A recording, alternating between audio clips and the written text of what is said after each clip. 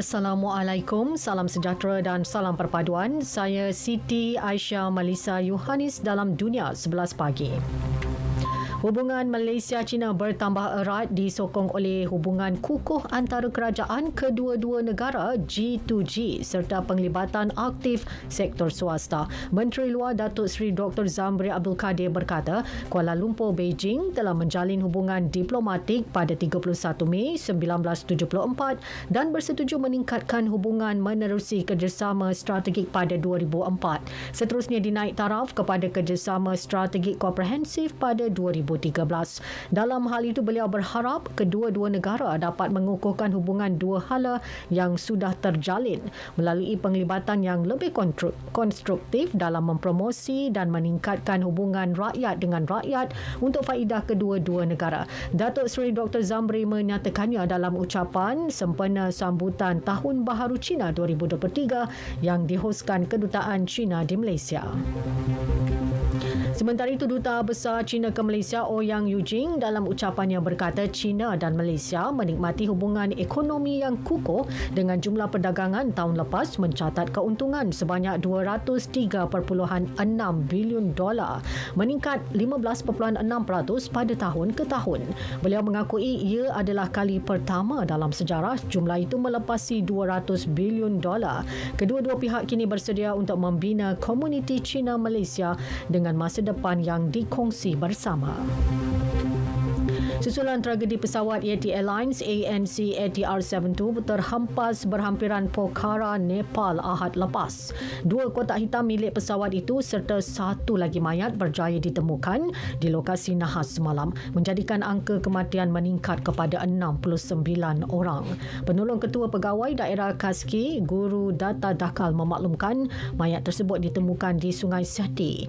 Operasi mencari 3 lagi mangsa terus dipergiat. Pesawat yang membawa 68 penumpang dan 4 anak kapal itu dilaporkan dalam perjalanan dari Kathmandu ke Pokhara sebelum terhempas di gaung Sungai Seti. Setakat ini, 26 mayat berjaya dikenal pasti.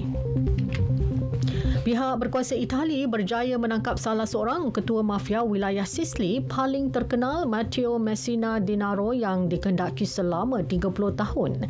Denaro yang disifatkan sebagai seorang yang kejam ditahan ketika menerima rawatan di klinik kesihatan di bandar Palermo. Kekejaman penjenayah berusia 60 tahun itu turut digambarkan dalam filem terkenal The Godfather.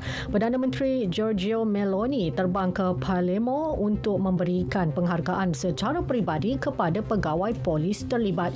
Beliau percaya penahanan Denaro bakal memberi tamparan hebat kepada organisasi jenayah di negara itu. Di California, 6 individu termasuk seorang remaja perempuan berusia 17 tahun dan bayinya yang berusia 6 bulan ditembak mati di sebuah rumah. Sheriff daerah Tulare, Mike Bordere, percaya ia serangan terancang melibatkan kumpulan kongsi gelap. Tragedi itu dipercayai dirancang 2 suspek yang masih bebas. Pihak berkuasa kini menjalankan siasatan narkotik dengan waran tangkap turut dikeluarkan untuk mengesan individu yang terbabit.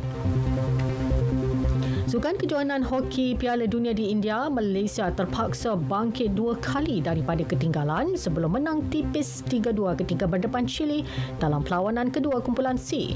Ketua Jurulatih Arul Selvaraj menyifatkan kemenangan sulung di laka skuad lelaki penting sekaligus menyalakan impian ke peringkat seterusnya selepas tumbang 0-4 di tangan juara 3 kali Belanda pada aksi pembukaan Sabtu lepas. Malaysia dijadual membuat perhitungan terakhir peringkat kumpulan menentang New Zealand Khamis ini.